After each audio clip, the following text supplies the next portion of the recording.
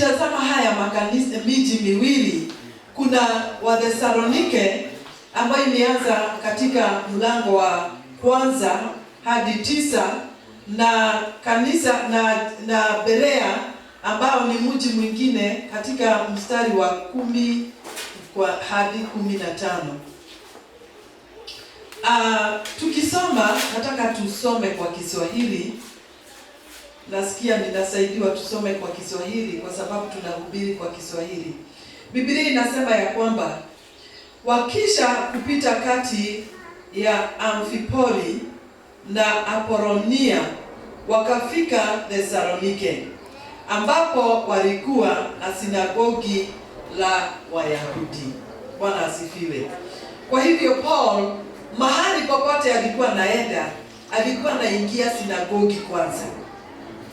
Biblia inasema ya kwamba na Paul, kama ilivyokuwa desturi yake, hii ilikuwa desturi yake, akaingia mle walimo, akahojiana nao kwa maneno ya maandiko Sabato 3.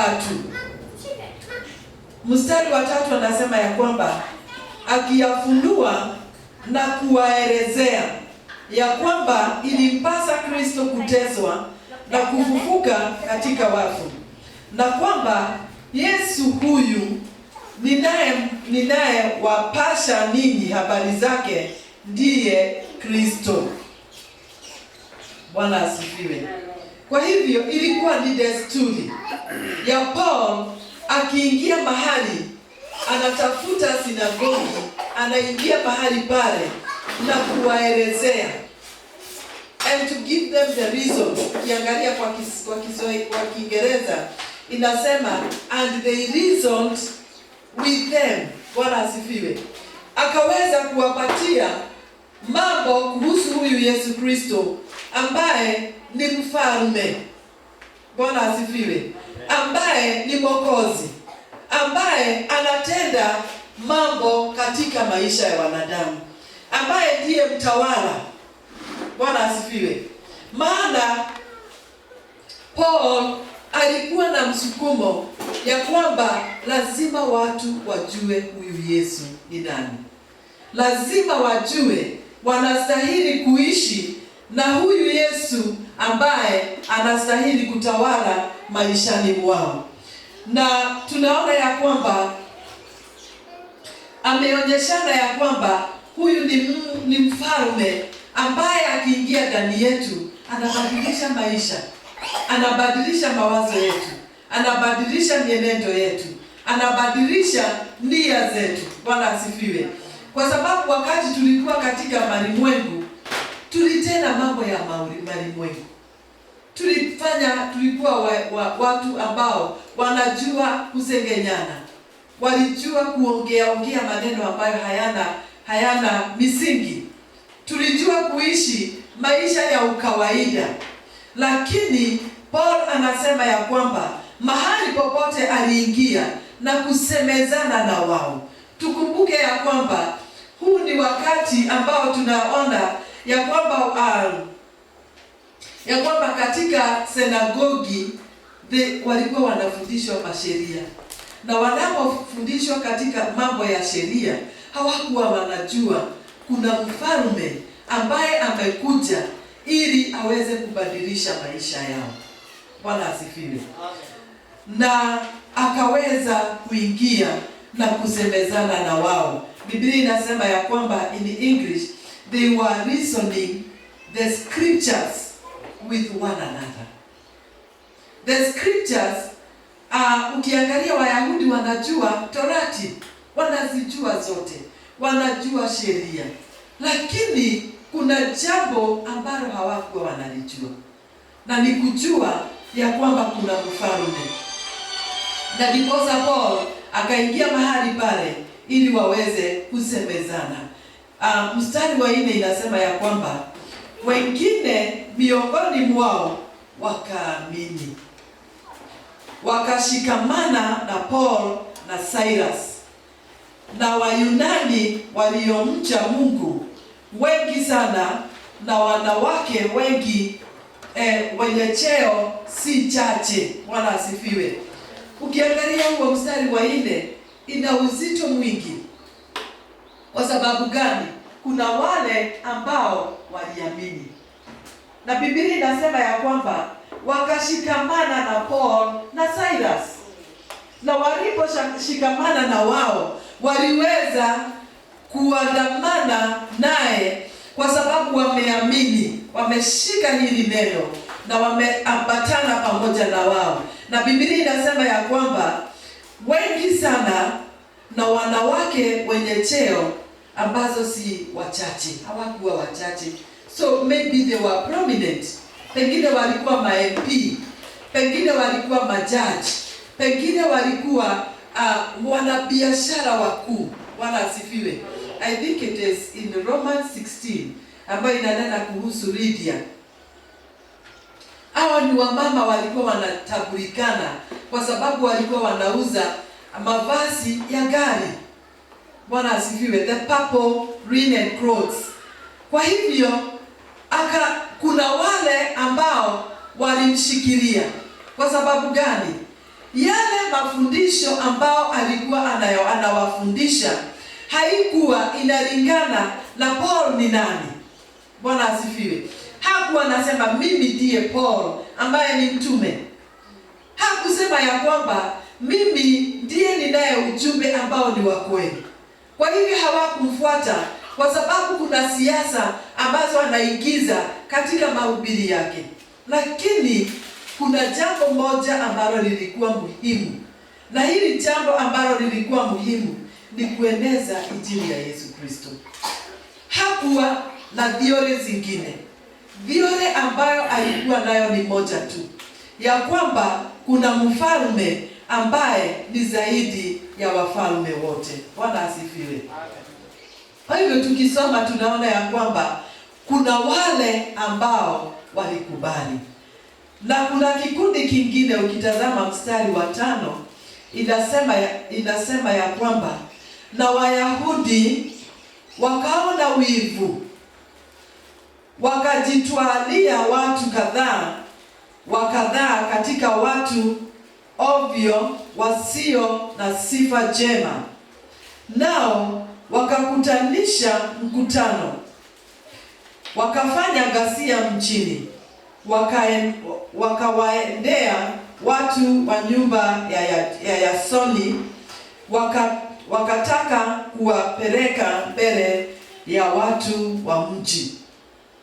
Mstari wa 5 iko na kikundi kingine. Kenya tuna hizi vikundi za siasa zinatumikaga. Kuna sijui inaitwa wanaitwa jaza ama wanaitwa aje. Kuna hizo vikundi, si tunazijua hizo kuna zile za Wakisii, kuna zile za Waluhya, kuna zile za Wakikuyu, kuna zile za those groups. Na ukiangalia utaona hizi vikundi hazijaanza hivi majuzi. Zilikuwa hata hapo awali. Kwa sababu Biblia inasema ya kwamba na Wayahudi wakaona wivu. Anytime unasikia wivu wa neno la Bwana, utafanya vizuri ama ufanye vibaya. Lakini neno linasema ya kwamba wakajitwalia watu kadhaa katika watu ovyo, haleluya, wasio na sifa njema. Kwa hivyo kuna vikundi ambavyo huwa hawana sifa njema. Na hao ndio wanatumika wakati wivu imeingia ndani. Bwana asifiwe. Wakati unatumika kwa njia ambayo haifai, wewe ni mtu ovyo. Si mimi nimesema. Si ni Biblia imesema. Mtu ashikwe na wivu, alafu akuje aniambie sasa nataka tushambulie. Lazima uwe mtu muovu. Haleluya. Na wakakusanyishwa, Biblia inasema ya kwamba watu ovyo wasio sifa njema. Nao wakakutanisha mkutano, wakafanya ghasia mjini, wakawaendea watu wa nyumba ya Jasoni, wakataka kuwapeleka mbele ya watu wa mji. Huyu Jasoni alikuwa ni muamini, ni kama vile mimi na wewe, sisi ni waamini, na tukiona mtumishi wa Mungu tunampokelea na mikono safi na tunamhudumia kama mmoja ambao ni wetu. Biblia inasema ya kwamba wakati walikusanyishwa, hata walionyeshwa nyumba ya Jason, waingie ile nyumba ya Jason, kwa sababu Paul, wakati Jason akiona mtumishi wa Mungu, alikuwa anamkaribisha kwake, anamkaribisha, wanakaa na yeye, anamsaidia na mahali pa kulala na vyakula na nini na kila kitu ambacho anahitaji. And then watu walijua ya kwamba Jason, hii ndiyo mtindo wake wa kawaida, na wakamwendea. Na wakati walimwendea, walitaka kumhaibisha. Kwa sababu gani? Anafanya kazi njema, yeye si muovu, yeye hana wivu. Bwana asifiwe. Lakini anatumika kusaidia watumishi wa Mungu wakati wanakuja katika ule mji. Tunasoma mji wa Thessalonika. Biblia inasema ya kwamba na walipo wakosa, wakamkokota Jasoni na baadhi ya ndugu mbele ya wakubwa wa mji, wakipiga kelele wakisema, watu hawa walioupindua ulimwengu wamefika huku nako. Na Yasoni, mstari wa 7, amewakaribisha, na hawa wote wanatenda mambo yaliyo kinyume cha amri za Kaisari, wakisema ya kwamba yupo mfalme mwingine aitwaye Yesu. Haleluya. Sisi tuna mfalme anaitwa Yesu. Bwana asifiwe. Hawakusema uongo, walisema ukweli. Because this is a king of kings. Ingawaje tuna wafalme, kuna mfalme ambaye yuko juu ya wafalme wengine wote, ambaye ni Bwana Yesu. Kwa hivyo hata wakisema hivyo, hawakusema vibaya, kwa sababu huyu mfalme lazima atukuke. Lazima tumjulishe kwa wale ambao wanampenda na hata wale ambao hawampendi. Lazima tuingie katika kona zote na tuseme kuna mfalme ambaye akitawala ndani yako ataweza kutenda makuu. Bwana asifiwe. Na ukitazama mstari wa 8, Biblia inasema ya kwamba wakafadhaisha ule mkutano na wakubwa wa mji walipokusanyikia hayo. Nao walipokwisha kumtoa dhamana ya Yasoni na wenzao, wakawaacha waende zao. Bwana asifiwe. Kwa hivyo tunaona ya kwamba huu ni mkutano ambao ulikuwa wa kuharibu ule mji, kwa sababu ya jambo moja tu, ya kwamba Paul ameingia ule mji wa Thessalonika, amehubiri huyu mfalme wa wafalme, ambaye ni mfalme ndani yetu, ni mfalme ambaye yuko juu ya wafalme wote. Na Biblia inasema ya kwamba waliposhikwa na wivu, haleluya, wivu uko hata ndani ya mahekalu. Can you imagine in a synagogue? Unaona watu wanajiamua, wanasema hapana, huyu hatahubiriwa hapa. Na Torati kuanzia Old Testament mpaka New Testament inanena kuhusu huyu mfalme. Jana tulikuwa tunasoma Psalms. I think it is 20. Hapo kuna mahali inasema kuhusu Bwana Yesu. Bwana asifiwe. Kwa hivyo huyu mfalme si wa sasa, ni mfalme hata mbingu na dunia zikiumbwa, alikuwa mmoja wa wale ambao wanashirikiana na Mungu. tufanye hivi na tufanye hivi, kwa sababu wote watatu wanaishi pamoja, wanakaa katika muungano mmoja na wanajadiliana wakiwa pamoja. Bwana asifiwe. Kwa hivyo si mfalme ambaye anajulikana wakati wa sinagogi, wakati makuhani wanakutana mahali pale. Alikuwa hata kabla. Bwana asifiwe. Ukitazama hili jambo, tunaona ya kwamba hata siku hii ya leo bado kuna watu ambao hawajamtambua. Kuna mahali nilikuwa jana na sijui kwa nini nilitaja jambo ambalo lilileta kujadiliana na mama mmoja. Sitaki kuingilia sana, na wakati nilimwambia, na siku hizi nimeona hii dhehebu imekuwa na branches twingi. Akaniambia na nikamwambia ni kuna moja nimesikia sasa wanasalimiana hivi. Akaniambia mama yangu ni wa hiyo. So tukaongea, nikamwambia ile kitu sasa inaletaka shida ni kwa sababu sisi tunasema Yesu, lakini wao wanajua ni Yesu, lakini lazima wamtaje kwa jina lingine. Na ukisema Yesu munakuwa na utata. So ukiangalia utaona ya kwamba Thesalonike kwa hakika walikuwa wanajua huyu Yesu, lakini kwa sababu ya mambo ya Kirumi, mfalme ambaye alikuwa anatambulikana, hawangetaka waweze kuonekana ni kama kuna mfalme ambaye anainuliwa zaidi ya mfalme wao. Bwana asifiwe. Na ni vizuri tuwe watu ambao wako tayari kushuhudia huyu Bwana Yesu kama mfalme ambaye anatawala ndani yetu.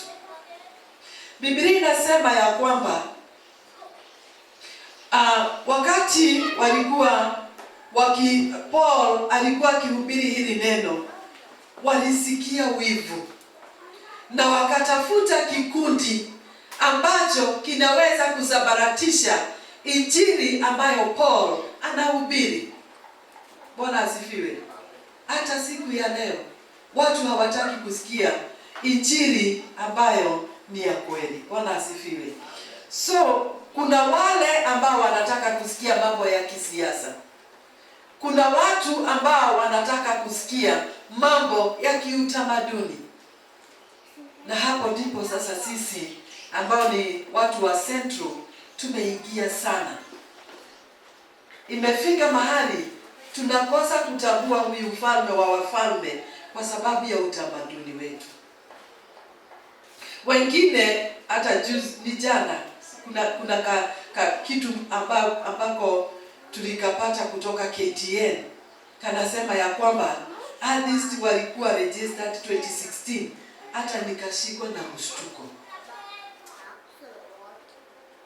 Bwana saidie Kenya.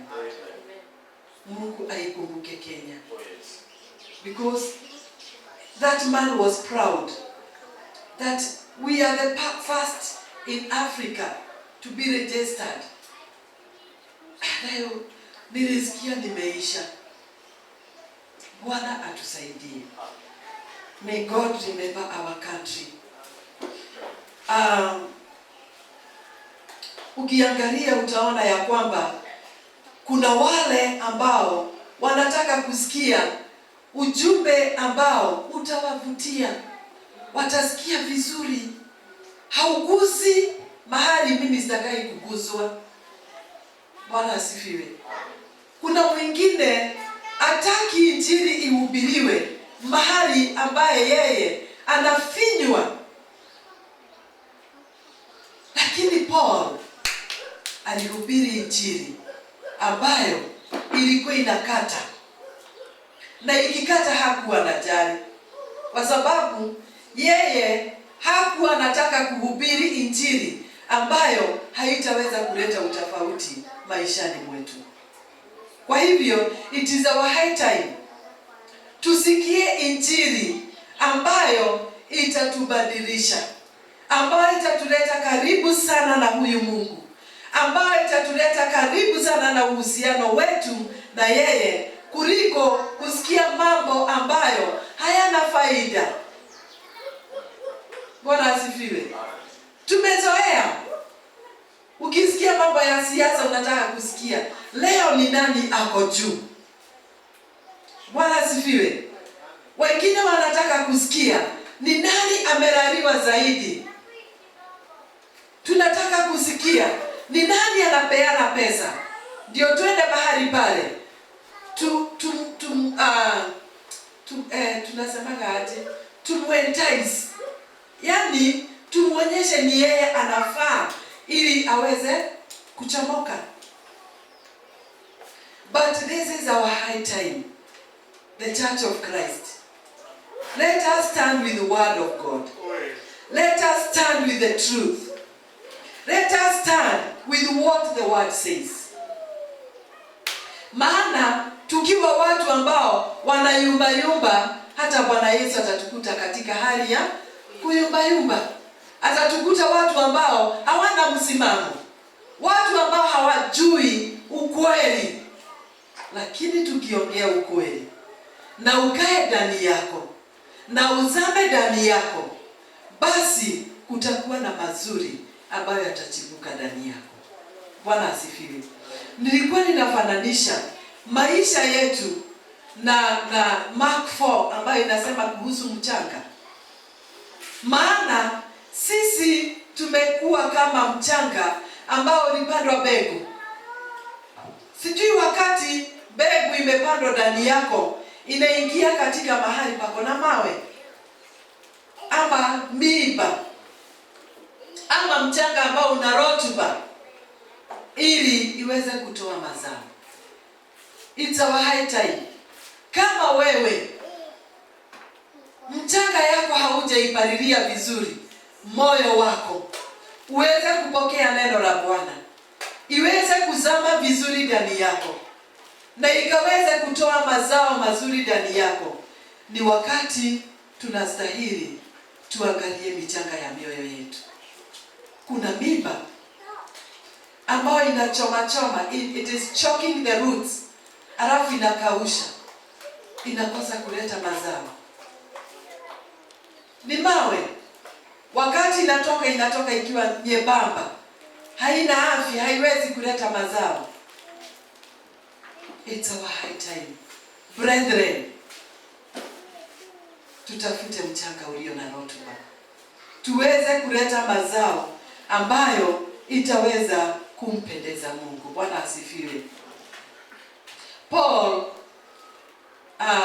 ukiangalia Paul, yale mambo alikuwa anayafanya, hivyo ndivyo aliambia Timothy as a spiritual son.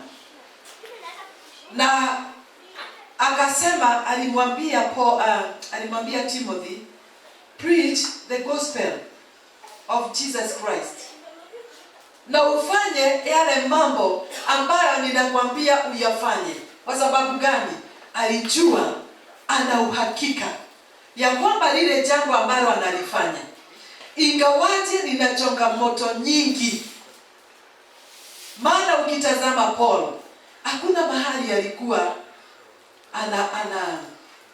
nataka kusema nini? Hakuna mahali alikuwa anapokelewa vizuri.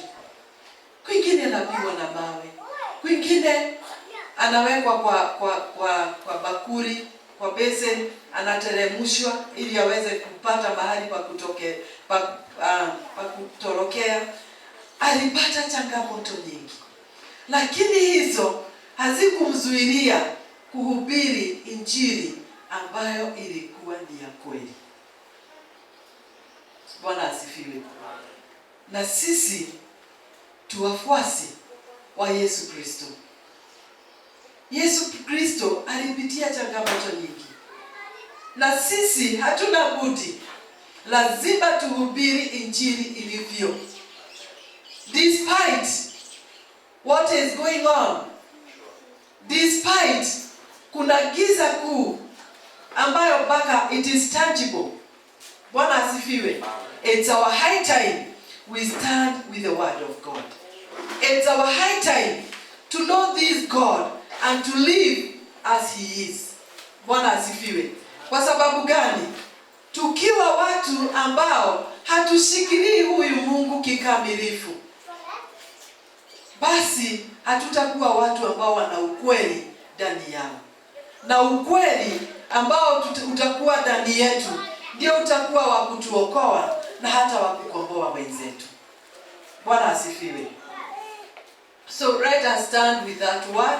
Let us stand with what we know. Na nilisema kichwa changu, you can be guided by the Bible in your life. Hiyo ni kichwa nilikuwa natafuta.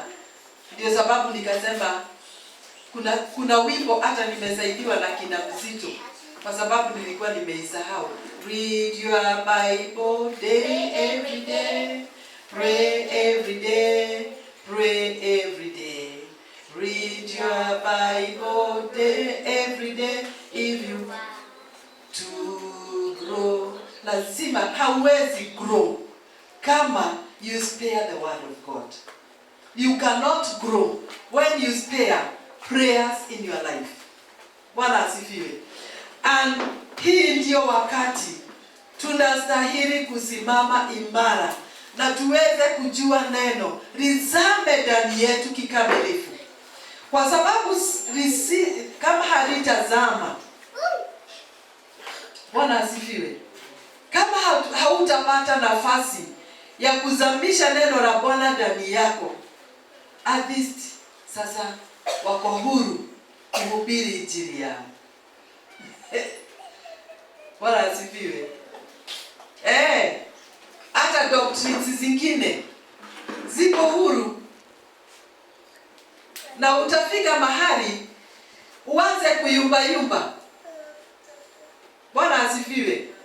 I'm speaking this word with confidence because I know vile nchi itakuwa, haitakuwa rahisi ya mtu ambaye hajui neno. It will not be easy. Kuna mshirika mmoja alikuwa wetu, na nikaona ana yumba. Akikuja anasema, kwa nini tunakuja church Sunday? Nikamuelezea. Na nikaona ameingia hii meli ya kuyumba. Siku ingine tena tunakaa, akakuja akaniuliza swali lingine, nikamjibu. Siku ingine akakuja akaniuliza swali lingine, nikamwambia kama haufuatilii every Sunday to come in the church, that message was preached last Sunday. Sasa kama ungekuwa last Sunday, ungeshika vizuri hata kuliko vile nitakuelezea. Lakini alikuwa anauliza kwa sababu gani? Nikasikia marafiki wake ni wa inaitwa aje?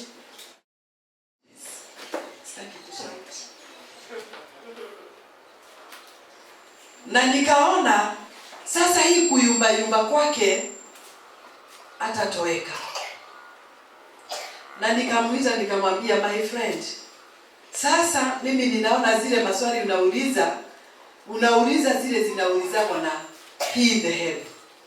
Lakini uwe mwangalifu sana, usije ukapotoshwa. But later on, I think he was swallowed by that denomination. My friends, this is our high time. Jua neno likihubiriwa hapa, enda chukua hiyo Bible, soma kinaga ubaga, ijue ndani. Kwa nini nilisema hivi? Bwana asifiwe. Na ndio mimi husema ya kwamba it is good unakuwa na Biblia yako. Jisomee, ujue inasema nini. kama ile ninasoma, ujue kuna nyakati zinakuja, Biblia zinakuja zingine mpya, zimebadilishwa. Wakati nilikuwa ninaenda huko BSF na tukauliza kwa nini tunatumiaga NIV, na lecturer wetu akatuambia, akatupatia sababu ya kutumia NIV. And then tukamwambia, lakini kuna vipengele zingine hazimo, na hili jambo halikuwa rahisi kwa sababu mahali pale tuko na majaji wakubwa, tuko na maroya wakubwa, tuko na ma-lecturers, tuko na watu aina yote. Na wakasema lazima tuambiwe kwa nini tunatumia NIV. Do you know NIV, wakati ninasema natumia NIV 2011 ilibadilishwa.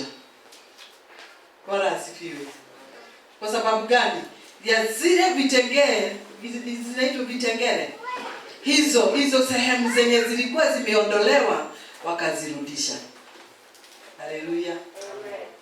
So lazima uwe makini, unasoma Biblia aina gani? Utaletewa Biblia zenye zimesema wale ambao wanaabudu siku ya Jumapili wanaabudu jua. Na ukiangalia sasa utasema hebu niangalie kwingine.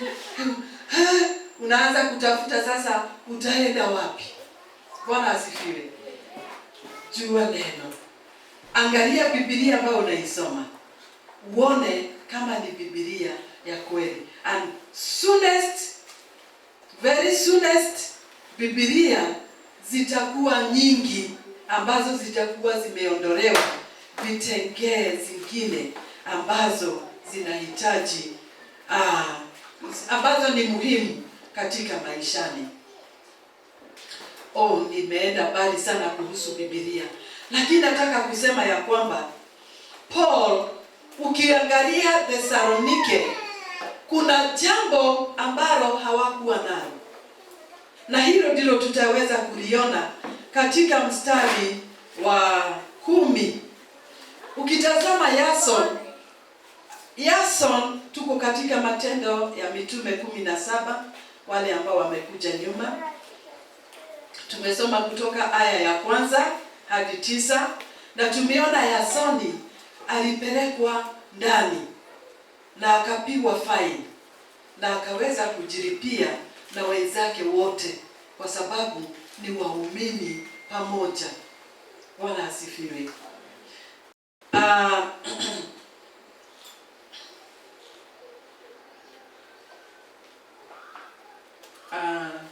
Nani yako na Kiswahili? Biblia inasema mstari wa 10, Biblia inasema ya kwamba mara hao ndugu wakawapeleka Paulo na Sila usiku hata Beroya. Hiyo ni Berea. Nao walipofika huko wakaingia katika sinagogi la Wayahudi. Hiyo ndio ilikuwa desturi. Tumeona wakati aliingia Thessalonike na mara moja akaingia katika sinagogi. Hapa tena tumeona ameenda katika mji wa Berea. Na wakati wameingia katika mji wa Berea, mara moja ameingia katika sinagogi la Wayahudi.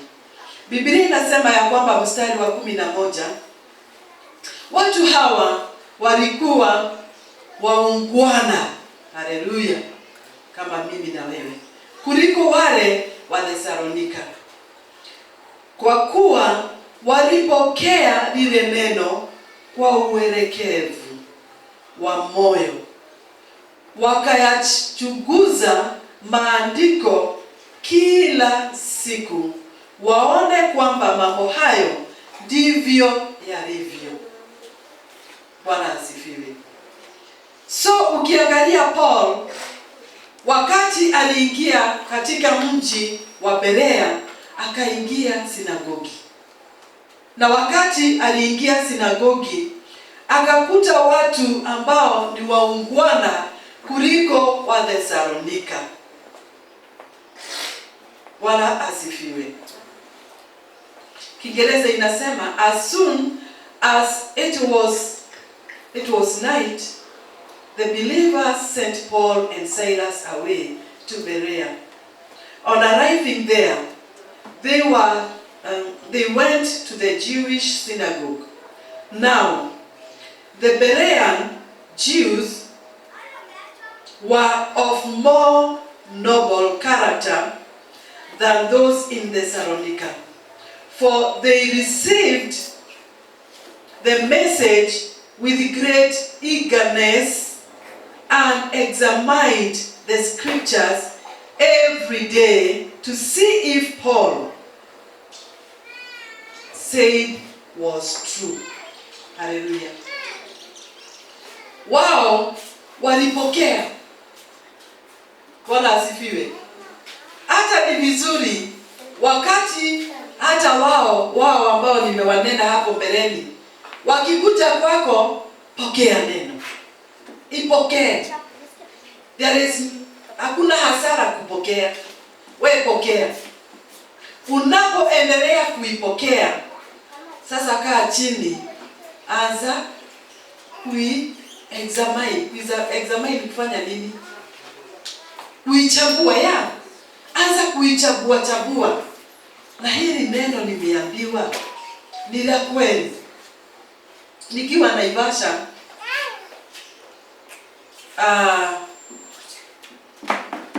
watu kama hao wakakuja na nikawakaribisha. Mimi ni mkarimu wakati wote. I think I'm good. Najisifu. Nikawakaribisha. Nikawapea chai. Wakanipea vitabu. Si unajua ni wakarimu sana na vitabu. Wakanipea vitabu. Na wakatoka wakaenda. Na nikaingia kwa zile vitabu. Na nikasoma. Napenda sana kusoma. Nikasoma. Sikuona kasoro yoyote. Siku ingine tena wakakuja. Nafikiri sasa walijua wameweka ndoano, sasa iko karibu kushika. Wakakuja kuangalia kama ile inaitwa aje? Nimesema aje? Ndoano. Wakakuja kuangalia kama wameishika. Wakakuja. Tukaongea vizuri. Tukaongea vile Mungu ni mzuri. Na ikaenda. Wakatoka, wakaenda. So, I think Mungu alikuwa na makusudi mzuri juu ya maisha yangu. Kuna mtoto wangu mmoja ambaye alioteka tu kiugonjwa hakieleweki. Mimi kwenda kuchukua mtoto kitandani haendi. Miguu imeisha nguvu. Tukimsemanisha anakaa hivi anaenda chini. Nikashindwa hii nayo ni nini? So tukawa nasema aje? Tukawa na mambo ya kwenda Kenyatta Hospital karibu now over and over. Lakini mtoto hakuwa na shida. Na siku moja nikiwa nyumbani nikaomba na mtoto akapona. Na nikasema kwa sababu nimetumia hii jina, lazima sasa niingie kinaga ubaga ndani ya hii neno niweze kumjua vizuri. Wakati niliingia kwa maombi, niliona wokovu wa Bwana.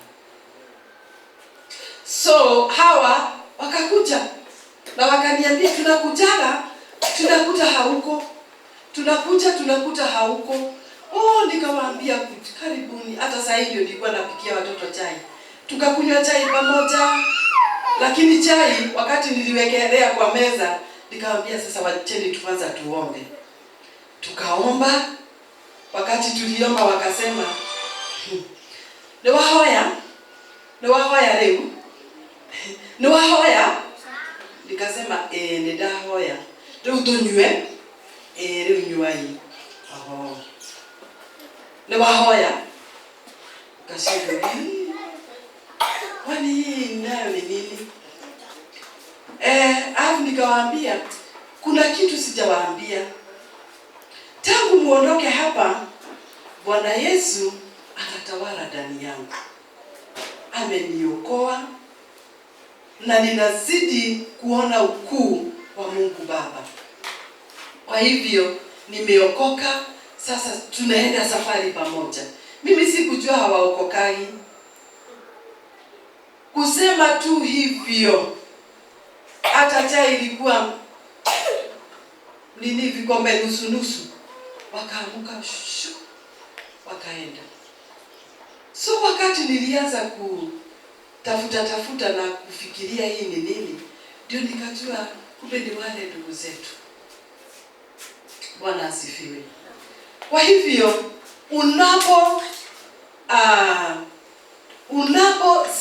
sikia hili neno. Lisikie, wape masikio usikie. Lakini kuwa na wakati wa kuchunguza hili neno. Linasema ukweli. Linakupeleka mahali panapostahili. Bwana asifiwe. So tunaona ya kwamba Biblia inasema katika mstari wa 11, hawa watu walikuwa wangwana. Biblia Kizungu inasema they had a noble character. A noble character ni mtu ambaye si wa kuvurutwa huku na huku na huku. Anakuwa na msimamo wake. Anajua ukweli wa yale mambo ambayo iko ndani yake. Bwana asifiwe. A noble character ni mtu ambaye hawezi kupeperushwa na pepo za aina zozote. Haendi kwa sababu watu wanaenda. Hasemi kwa sababu watu wanasema. Hafanyi kwa sababu watu wanafanya. Yeye ana msimamo wake. Anajijua kwa sababu kile kilicho ndani yake anakidhamini. Bwana asifiwe. Biblia inasema ya kwamba kwa sababu gani? Kwa kuwa walilipokea lile neno kwa uelekevu wa moyo. Biblia inasema ya kwamba wakayachunguza maandiko kila siku. Every day. Bwana asifiwe. Waliweza kuyachunguza kwa njia gani? You cannot, hawezi kuexamine ama kuchunguza neno la Bwana bila maombi. Bwana asifiwe. Lazima zinaambatana pamoja. Kwa hivyo tunaona ya kwamba walikaa wakilichunguza siku baada ya siku, waone kama kwamba mambo hayo ndivyo yalivyo. Kwa hivyo kulikuwa na huyu mfalme ambaye ni Yesu Kristo, lakini Wayahudi hawakuwa wameichagua vilivyo waweze kujua kama huyu mfalme ako ndani ya Biblia. Walikuwa bado wanangojea Masia atakuja. Hata wakati alikuja walikaa kama bado wanangojea akuje. Lakini Paul na kuchambua neno la Bwana alijua Masia tayari amekuja. Mstari wa 12 inasema ya kwamba basi watu wengi miongoni mwao wakaamini, na wanawake wa Kiyunani wenye cheo na wanaume si wachache. Ukisikia Biblia inasema ya kwamba wanaume si wachache, they were many. Hawakuwa wachache, walikuwa wengi. Kwa sababu gani?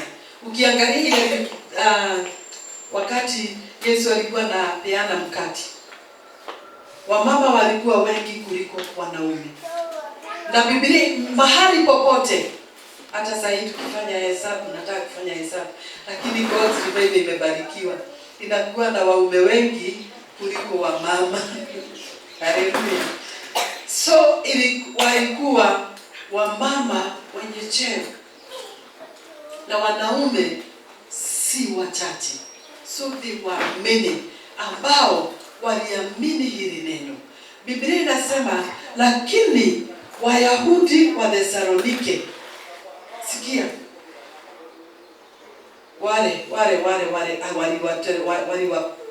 waliwafukuza walipopata habari ya kwamba neno la Mungu linahubiriwa na Paul hata katika Beroya. Wakaenda huko na wakawachafua na kuwafadhaisha makutano. Bwana asifiwe. So wale watu ambao ni wawivu, hata hawataki wale wengine waipokee, bado wanaenda hata katika miji ambazo wamepokelewa, ili waweze walete zile michafuko ambao walikuwa nazo katika miji zao. Na Biblia inasema mara hiyo wale ndugu wakampeleka Paul aende zake mpaka pwani, bali Sila na Timotheo wakasalia huko. Lakini wale waliomsindikisha Paul wakampeleka mpaka Atheni, nao wakiisha kupokea maagizo kuwapelekea Sila na Timotheo ya kwamba wasikawie kumfuata, wakaenda zao. Bwana asifiwe. Tumeona kuna miji miwili. Kuna hiyo Thesalonike, hawakuwa na wakati wa kusikiza, hata wakati wa kuchunguza. But we have Berea, ambayo walikuwa ni kikundi ambacho walipata nafasi ya kusikia na kufanya nini? Na kuchunguza. Na sisi tunastahili kuwa with the same spirit in our lives. Tuwe watu ambao wanasikiza na kuchambua. Bwana asifiwe. Maana kama tutakuwa watu wa kusikia tu, kuna homework tulipewa na Pastor Mary last Sunday. Daniel, wangapi walisoma? Pastor Mary, usiangalie nyuma. Wangapi walisoma Daniel kutoka chapter 1 mpaka chapter 6? Is it? Mpaka chapter 6. Wangapi walisoma? Usiangalie, walisoma. It is good. Go back to the word. Read the word. Soma na usome tena na tena na tena. Angalia kama hili neno wakati tunalihubiri linaandamana na vile limeandikwa. Litakuwa msaada kwako, litakuinua. Kwa hivyo kuna mambo ambayo tunastahili kuyajua mahali pale. They received the word with eagerness and examined the scriptures daily to see if these things were so. Bwana asifiwe. Kama hili neno linasema ukweli, kama linaambatana. Walijua Torati ni kitabu ambacho ni cha kweli. And so they had to go back. Na walisome, na walichunguze, na waone kama ni la kweli. Na sisi pia, hebu wakati tunaingia mahali hapa, tunasikia neno, tukienda kule nyumbani, chukua Biblia. Na kuna mambo nilikuwa nasema ya kwamba they received the word with all eagerness. Na nilikuwa ninasema ya kwamba they wanted to hear the word important to us, whether it is important to us. Na wakaona ni jambo ambalo ni la busara. Kwa hivyo nilikuwa nauliza, do you want to be in the word of God? Do you want to be in the word of God? The answer, if it is yes, read and be in the word of God. Do you want to hear the word of God?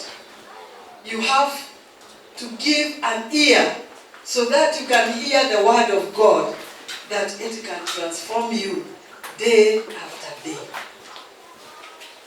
Vile nilivyo, si vile niliokoka. Mimi hukua siku baada ya siku. Ninapozidi kukaa ndani ya neno, ndivyo ninaendelea kukua. Ndivyo ninaendelea kumtambua huyu Mungu. Ndivyo ninaendelea kuona miujiza. Ndivyo ninaendelea kuona mema ya neno. Bwana asifiwe. So, na sisi kama tunataka kukua, tujue huyu Mungu, tumtambue, lazima tusome neno. Lazima tusikize neno. Lazima tuingie ndani ya neno. Bwana asifiwe. Lazima tuwe na tamaa ya kujua hili neno. Bwana asifiwe. Nimesema tamaa. Kudesire ni tamaa. We must desire this word to have a place in us. Bwana asifiwe. Na kama hauna hiyo desire ya hili neno, angalia rotuba, angalia mchanga wa moyo wako. Bwana asifiwe. Tulisema Daniel 1-6. Yes. Ili kusaidia aje, ili kujenga aje, kuna ufunuo ulipata mahali pale. And it is not just reading. You read, pray, ask God, hapa unaniambia aje? Bwana asifiwe. By the way, Daniel, msipoisoma, tunaweza kuwa behind the time. Tunaweza kuwa behind the time. Kwa sababu Daniel predicts siku ambazo tuko.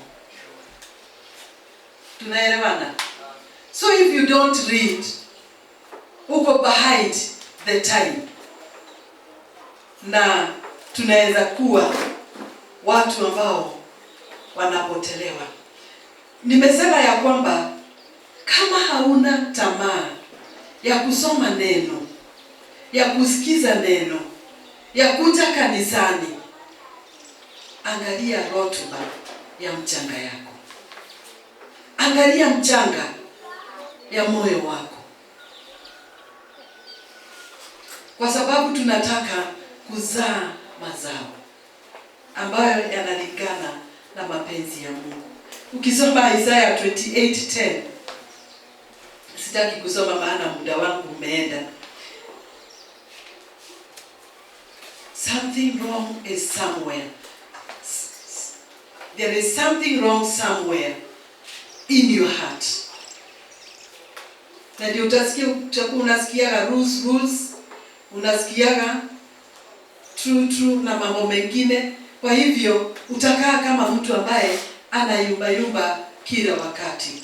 Na ni ombi langu ya kwamba hatutakuwa watu ambao watayumba katika maisha ya kiroho. Tuwe watu ambao wana msimamo. Bwana asifiwe. Na msimamo utakuja kwa sababu I know the word.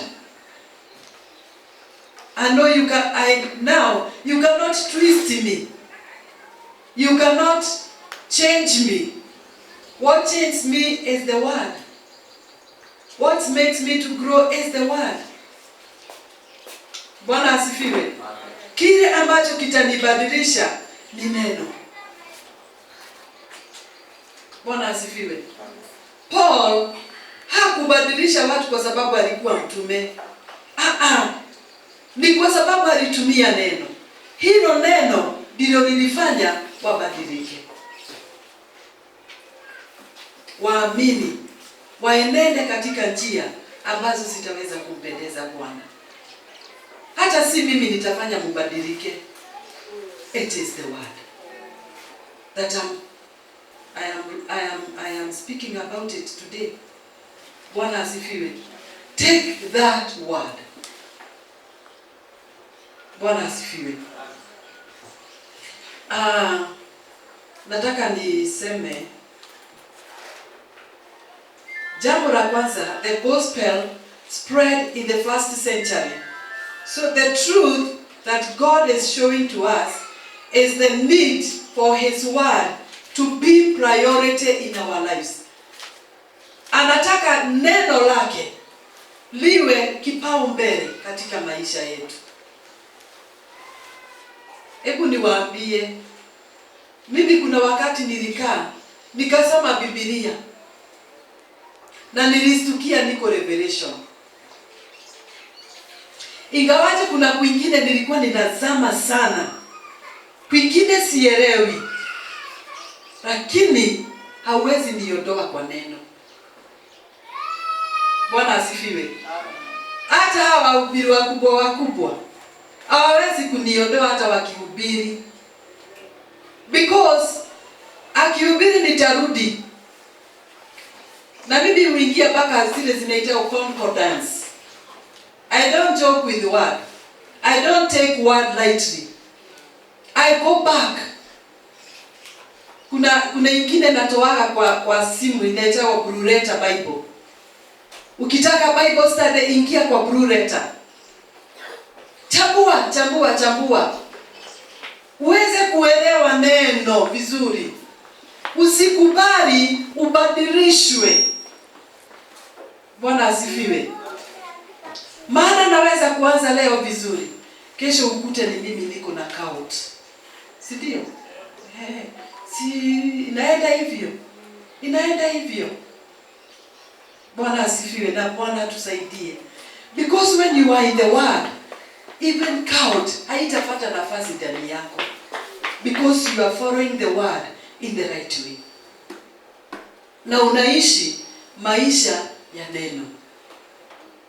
Hallelujah. We must approach people with what God says, but not our own opinions, or our values, or our perspectives, or our politics, or anything else. Hizo hazifai kuambatana na neno la Bwana.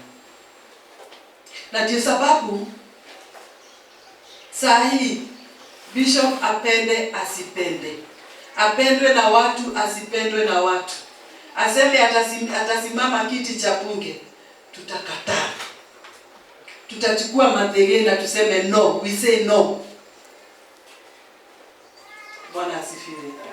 Hatutachanganya injili na mambo zingine. Hata enda huko awekwe ile shuka na huko kwetu. Awekwe shuka kwa kina Stera na achinje mbuzi yaitwa mudhuri wa Kiamu. Tutachukua madhege na tumwambie no. Haleluya. Kwa sababu gani? Hatutaunganisha neno na mambo mengine. Kwa sababu tunataka neno liimarike ndani yetu. The world needs the word to come. To faith. Bwana asifiwe. Na jambo lingine, we need to know the word by ourselves. Know your word by yourself. Hallelujah. Na ukiwa na swali sugu, kuja nikute, tuchague na wewe. I am ready. Tuchague na wewe, tutafute ukweli wa neno. We are ready. Kwa sababu mimi nilisema sitakubali count mahali popote.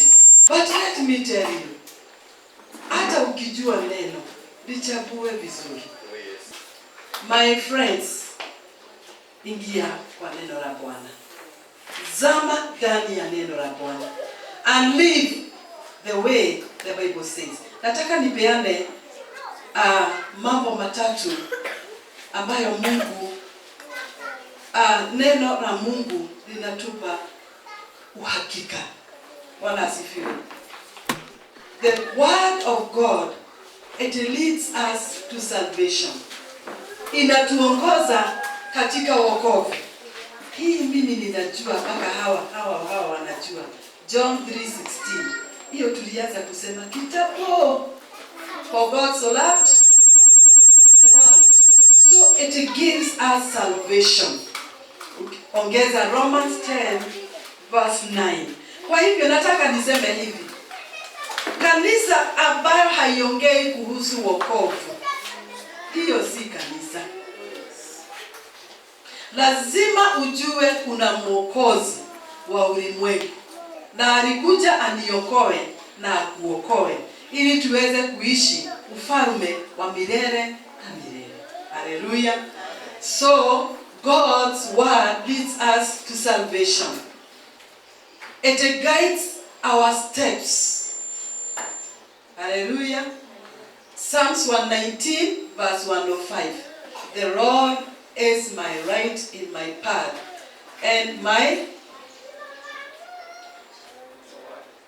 your word is the light to my path, and my light to my paths. Bwana asifiwe. That is 119:105. God's word directs us to wisdom. Inatuongoza katika hali za hekima. Bwana asifiwe. Hebu niwaambie kitu mzuri. Hata kama haujasoma.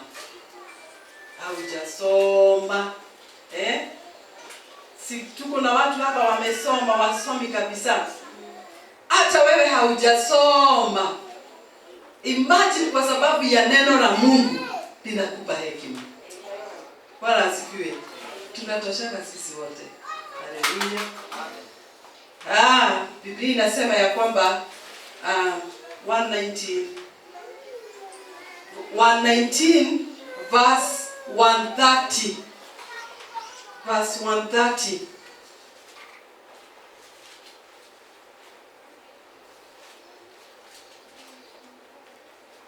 Inasema the unfolding of your words gives light. It gives understanding to the simple. Bwana asifiwe. Kwa hivyo ukiingia kwa neno zama kabisa, unapata hekima. Bwana asifiwe. God's word, it lifts our burdens. Bwana asifiwe. Inatuondolea nini? Mizigo. Biblia inasema katika Psalms 119 verse 28. My soul is weary with sorrow. Strengthen me according to your word. It is the word that can strengthen us when we are weary, laden with the burdens. Bwana asifiwe. Anatupatia nguvu na tunaweza kunawiri. Bwana asifiwe. It brings joy. Bwana asifiwe. Ndio sababu hata wakati hatuna, you see a smile in our face. You have joy. You have peace. Bwana asifiwe. Kwa sababu gani? The word gives us joy. It brings us joy. Psalms 119:111 inasema ya kwamba your statutes are my heritage forever. They are my joy of my heart. Hallelujah. Si naenda vizuri? Hata nasikia vizuri. It gives peace. God's word gives peace. 119:165. Bwana asifiwe. 165 nimezichukua zote kutoka Psalms 119 ndio muweze kuzisoma vizuri. 165 inasema great peace have those who love your law, and nothing can make them stumble. Hallelujah. Hakuna kitu kinaweza kutukwaza. Bwana asifiwe. Kwa hivyo vikwazo ni mingi, lakini tukiwa na neno, hakuna jambo ambalo linaweza kutuangusha. Hakuna jambo linaweza kututoa katika mpangilio wa Bwana. Bwana asifiwe. Can we live according to the word? Tunaweza kuishi hivyo?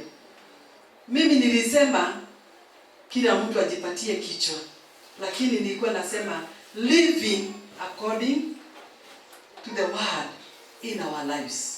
Na mimi ninajua tukiishi na neno tutakuwa washindi. Tuombe.